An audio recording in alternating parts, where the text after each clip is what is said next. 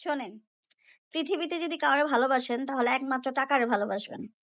টাকারে অসম্ভব রকমের ভালোবাসবেন। টাকারে মনে প্রাণে লালন করে ভালোবাসবেন। কেন ভালোবাসবেন জানেন? কারণ এই পৃথিবীতে সব সম্পর্ক আপনার সাথে বেইমানি করবে, কিন্তু টাকা কখনোই আপনার সাথে বেইমানি করবে না। ধরেন আপনার এই পৃথিবীতে কেউ নাই, এই মুহূর্তে আপনার জীবনে কেউ নাই, স্বামী স্ত্রী ভাই বোন মা বাবা কেউ নাই, সব মরে গেছে, বা থাকলেও তাদের সাথে আপনার সম্পর্ক ভালো নাই। তখন কি করবেন জানেন? তখন কে আপনার সবচেয়ে বেশি আশ্রয় দিবে? তখন আপনার যদি জমানো কোনো টাকা পয়সা থাকে সেটা আপনাকে আশ্রয় দিবে। আমি দেখছি এই পৃথিবীতে সকল খারাপ মানুষগুলা, যে সকল খারাপ মানুষ আছে, তারা একমাত্র সমাজে সম্মানিত জায়গায় বসে থাকে। কেন জানেন? সমাজে সম্মানিত জায়গায় বসে থাকে কারণ তারা অনেক টাকার মালিক, তাই অনেক সম্পদ ক্রয় তাই তাই তারা সমাজের সবচেয়ে সম্মানিত জায়গাটা থাকে। এখন ধরেন আপনার জীবনটা তো ধরেন খুব ছোট, বাবা মার পিতৃ ওয়ারিশজাত যে সম্পদগুলো আপনি পাওয়ার কথা সেগুলো আপনি পাচ্ছেন না, বা আপনার ঠকাইতেছে, আপনার দিতেছে না। নামাজ পড়ে শুধু আল্লাহরে বলেন। আমি আমার মায়েরে দেখছি, আমার মা হলো আমার জীবনের সবচেয়ে ওয়ান্ডারফুল একজন মহিলা, সবচেয়ে ওয়ান্ডারফুল মহিলা, যে কিনা তার জীবনের সবচেয়ে কষ্ট করে সবচেয়ে কষ্ট করে, যার নিচে কোনো কষ্ট নাই, সবচেয়ে কষ্ট করে টাকারে লালন পালন করছে, টাকারে সে অনেক সম্মান করছে। আমি দেখছি তার যখন খুব ওষুধ খাওয়া দরকার সে খায় নাই, তার এই সার্জারিটা করানো দরকার সে করে নাই, তার এই মেডিকেল টেস্টটা করানো দরকার করে নাই। শুধু কি বলতো জানেন? শুধু বলতো, আমি যদি সব টাকা আমার পিছনে ক্ষয় করে যাই, আমি যদি সব টাকা আমার পিছনে ব্যয় করে যাই, তাহলে তো মা তো ভবিষ্যৎ থাকবে না। আমি কোনো মানুষরে দেখি নাই টাকারে এত যত্ন করতে।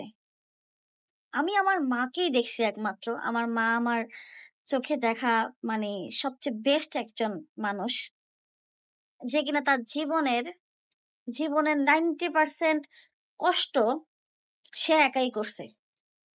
সে খুব নিম্ন মধ্যবিত্ত ফ্যামিলির মেয়ে, খুব নিম্ন মধ্যবিত্ত ফ্যামিলির মেয়ে, কিন্তু টাকার যে যত্ন করতে হয়, টাকার যে ব্যয় পথে মানে নষ্ট করতে হয় না। সবসময় একটা কথাই বলতো যে অন্তরা, যদি মনে করো তুমি এই জিনিসটা ক্ষয় করার পরে তার চেয়ে ভালো জিনিস কেনার অ্যাবিলিটি তোমার আছে, তখন তুমি তোমার হাতের জিনিসটাকে নষ্ট করবা। আমরা সবসময় কি করি জানেন? আমরা সবসময় চেষ্টা করি, এটা সব প্রত্যেকটা ছেলেমেয়ের ভিতরে এই ক্রেভিংটা আছে, যে নতুন একটা স্মার্টফোন যদি বাজারে আসে তখন আমরা কি করি, হাতের ফোনটা সেল করে দিয়ে নতুন ফোনটা কেনার চেষ্টা করি, বা আমরা কিনি ফ্যাশন দেখানোর জন্য, শো অফ করার জন্য। তখন আমি একটা ফোন কিনতে চাইছিলাম, তো সেই ফোনটা হলো আমার হাতের এই ফোনটা। এই ফোনটা আমি কিনতে চাইছিলাম মতন আমার মা আমার বলছে, এটা এটা টাকা বেশি ছিল না, এটা মনে হয় 26,000 কত টাকা ছিল এটা। তো আমার মা আমার বলছে কি, যে দেখো, তুমি যদি মনে করো যে তোমার হাতে যে ফোনটা আছে ওটা বিক্রি করার পর তুমি তার চেয়ে ভালো ফোন কিনতে পারবা, তাহলেই তুমি এই ফোনটা বিক্রি করবা। আর যদি মনে করো যে তোমার হাতের ফোনটা তুমি বিক্রি করার পরে এই ফোনের টাকাটা তুমি নষ্ট করে ফেলবা, খায়া দায়া নষ্ট করে ফেলবা, মার্কেটিং করে শেষ করে ফেলবা, তখন তুমি এটাই মনে রাখো যে এই টাকাটার যোগান কিন্তু তুমি ছাড়া আর কেউ দিতে পারবে না। বুঝে শুনে হিসাব করে খরচ করবা। মানে তার জীবনে একটাই বক্তব্য ছিল। তার জীবনে আমি যখন অনেক গভীর রাত হয়ে যায় না, আমি শুধু তার কথাগুলো চিন্তা করি। সে কি বলে গেছে, সে কতটুকু কি বলছে, সে কখন কি করছে না করছে, আমি শুধু তার কথাই চিন্তা করি। দেখেন এখন রাত বাজে অলমোস্ট 12টার মতো বাজে, আমার বাসায় সবাই ঘুম। এই যে তাই নিয়ে চিন্তা করতে বসছি না, এই চিন্তা করতে করতে আমার 2টা 3টা বাজে যায়। আমার মাকে নিয়ে আমার চিন্তা করতে করতে 2টা 3টা বাজে যায়। আমি দেখছি ভাই, আমাদের ফ্যামিলি যখন আমার বাবা মারা গেছে তখন আমাদের অনেক আত্মীয় স্বজন ছিল না, কারণ আমার বাবা মারা যাওয়ার আগে আমাদেরকে কারো কাছে রেখে যেতে পারে নাই। তখন আমাদের কোনো আত্মীয় স্বজন নাই। তো আমার বাবা যখন মারা যায় তখন আমার হাতে গোনা আমাদের কয়েকজন আত্মীয় স্বজন ছিল বাবার গোষ্ঠীর। আমার ফুফু, ফুফাতো ভাই বোন, আমাদের এলাকার বড় ভাই ছোট ভাই, বাবার বন্ধুরা, এই হাতে গোনা কয়েকজন মানুষজন ছিল। আর নানা বাড়ির দিক থেকে তেমন কেউ ছিল না, শুধু মনে হয় আমার মামাতো বোন একটা ছিল। আর আমাদের যে স্টাফ মিলের কেরানি, ও ও মেবি ছিল। আর হ্যাঁ, ওর ফ্যামিলির ২-৪ জন মানুষজন ছিল, এতটুকুই। কিন্তু তখন আমাদের অবস্থান কি ছিল না ছিল এটা আমরা ছাড়া বাহিরের মানুষজন কেউ জানতো না। আমার বাবার বর্তমান অবস্থান তখন কি ছিল। কিন্তু যখন আমার মা মারা যায়, আমার মা মারা যাওয়ার আগে তখন আমাদের মাতুল গোষ্ঠীর আত্মীয়-স্বজনরা জেনে গেছে যে আমার মা তো বাবার দেওয়া সমিলটা বিক্রি করে গেছে। অবশ্যই অনেক টাকা পয়সা আছে। মরা বাড়ির ভিতরে ভাই সব দেখেছি আমার নানা বাড়ির আত্মীয়-স্বজন। বাবার দৃষ্টিকোণ থেকে যারা আসছে আমার তো ফুফাতো ভাই-বোনরা, তারা ধরেন রাতের ভিতরে মাটি দিয়ে তারা সবাই চলে গেছে। তারা কেউ থাকতে পারে নাই। পুরা বাড়ির ভিতরে তখন দেখি সব মাতুল গোষ্ঠীর আত্মীয়-স্বজন। অথচ এই আত্মীয়-স্বজনগুলা না কেউ ছিল না। আমাদের লাইফে কেউ ছিল না। আমার মা আমাদেরকে ৪ ভাই-বোনরে একা মানুষ করছে। একদম একা। চিটাং শহরের মতো একটা শহরে ৪ টা ভাই-বোনরে সে একা মানুষ করছে। একটা বিধবা অল্প বয়সী একটা নারী।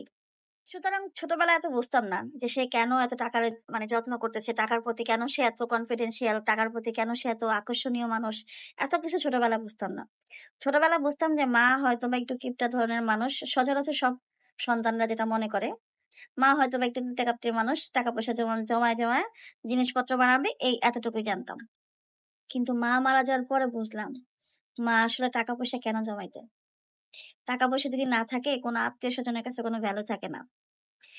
আপনার জীবনে যত সুখের পায়রা দেখেন না, অমুকে গাড়ি নিয়ে আসতেছে, অমুকের বাড়ি আছে, আপনাকে আজকে ইনভাইট করতেছে। শুধুমাত্র কেন করে জানেন? শুধুমাত্র আপনার টাকা আছে বলে করে। আপনার টাকা আছে বলে করে এবং আপনাকে ততদিন পর্যন্ত সম্মানিত ব্যক্তি হিসেবে তারা আখ্যায়িত করবে, যতদিন পর্যন্ত আপনার টাকা আছে। আমি আমার রক্ত পানি করে টাকা ইনকাম করি কেন জানেন? শুধুমাত্র আমার এই ২ ছেলে আর ১ মেয়ের জীবনের ভবিষ্যৎটা একদম নিট অ্যান্ড ক্লিন রাখার জন্য। অন্য কিছুর জন্য না। আমি এত কষ্ট করি, এত দুঃখ করি শুধুমাত্র একটাই তার স্পেসিফিক কারণ, সেটা হলো আমার বাচ্চাদেরকে ভালো রাখতে হবে। কিভাবে রাখতে হবে আমি জানি না। তাই বললাম, জীবনে একমাত্র টাকারে ভালোবাসি। স্বামী-স্ত্রীর মধ্যে বেইমানি করবে, আপন ভাই-বোনরা বেইমানি করবে, স্বামী-স্ত্রী, বাপ-মা, হাবি-জাবি যত রিলেশনশিপ মানুষজন আছে এবং কি আপনার গর্ভের সন্তানও আপনার সাথে বেইমানি করতে পারে। কিন্তু টাকা কখনো বেইমানি করে না। সুতরাং টাকারে ভালোবাসেন, টাকার যত্ন করে রাখেন, টাকা ইনকাম করেন। টাকা ইনকাম করবেন দেখবেন আপনার জীবনে 99% সমস্যাই না। বুঝলেন? টাকা ইনকাম করেন।